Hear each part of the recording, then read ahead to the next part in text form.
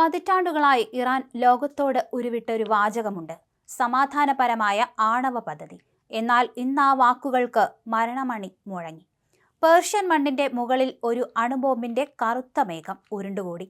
അന്താരാഷ്ട്ര രാഷ്ട്രീയത്തിന്റെ ചെസ് ബോർഡിൽ ഇറാൻ എന്ന കരു നീങ്ങുന്നത് സമാധാനത്തിന്റെ വഴിയെയാണോ അതോ ആണവ തീവ്രതയുടെ ഇരുണ്ട ഗതിയിലേക്കാണോ എന്ന ചോദ്യം ലോകത്തെ മുഴുവൻ മുൾമുനയിൽ നിർത്തുകയാണ്.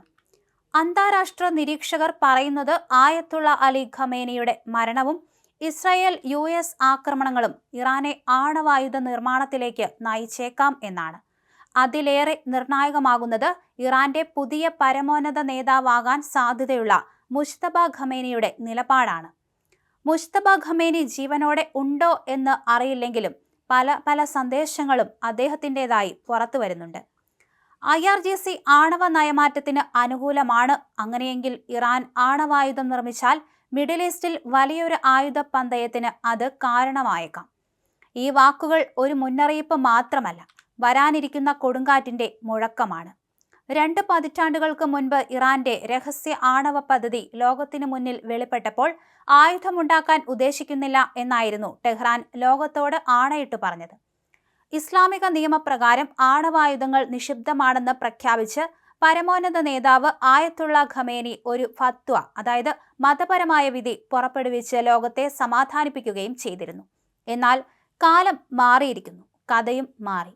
ഖമേനിയുടെ മരണം, ഇസ്രായേലിന്റെ നേരിട്ടുള്ള ആക്രമണങ്ങൾ, അമേരിക്കയുടെ കടുത്ത ഉപരോധങ്ങൾ, ഈ 3 ഘടകങ്ങളും ഇറാനെ മറ്റൊരു ദിശയിലേക്ക് ചിന്തിക്കാൻ പ്രേരിപ്പിക്കുന്നു എന്ന് വേണം പറയാൻ.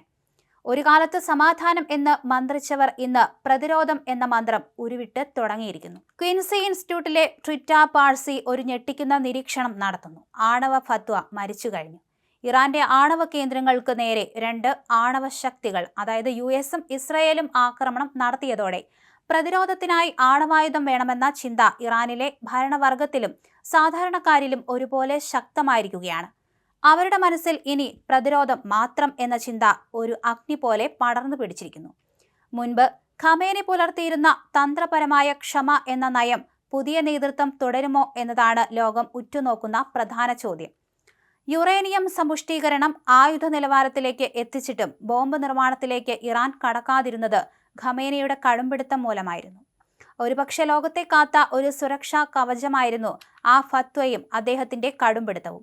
എന്നാൽ അദ്ദേഹത്തിന്റെ മകൻ മുജ്തബ ഖമേനി അധികാരമേൽക്കുമ്പോൾ ഈ നിലപാടിൽ മാറ്റം വരാൻ സാധ്യതയുണ്ടെന്ന് വിദഗ്ധർ പറഞ്ഞിരുന്നു. നിഗൂഢതകളേറെയുള്ള മുജ്തബയുടെ നീക്കങ്ങൾ ലോകരാഷ്ട്രങ്ങളെ ആകാംക്ഷയുടെയും ഭയത്തിന്റെയും നിഴലിൽ ചേർത്ത് നിർത്തുകയാണ്. പേർഷ്യൻ ഉൾക്കടലിലെ രാഷ്ട്രീയ അന്തരീക്ഷം ഒരു മരുഭൂമിയിലെ കൊടുങ്കാറ്റിനെ പോലെ അപ്രതീക്ഷിതമായി മാറാൻ സാധ്യതയുണ്ടോ? ഇറാൻ അണുബോംബ് നിർമ്മിച്ചാൽ മിഡിൽ ഈസ്റ്റിൽ തുടങ്ങുന്ന ആയുധ പന്തയം ലോകം കണ്ടിട്ടുള്ള ഏറ്റവും വലിയ ദുരന്തമായി മാറുമോ? ഇതെല്ലാം ലോകം ശ്വാസമടക്കി പിടിച്ച് കാത്തിരിക്കുകയാണ്. പേർഷ്യൻ മണ്ണിലെ അടുത്ത നീക്കം എന്തായിരിക്കുമെന്ന്. എന്തായാലും ആണവ നയതന്ത്രത്തിന്റെ ഈ ഹൈ വോൾട്ടേജ് പോരാട്ടം എങ്ങോട്ടാണെന്ന് ഇനി കാത്തിരുന്നു കാണേണ്ടി വരും.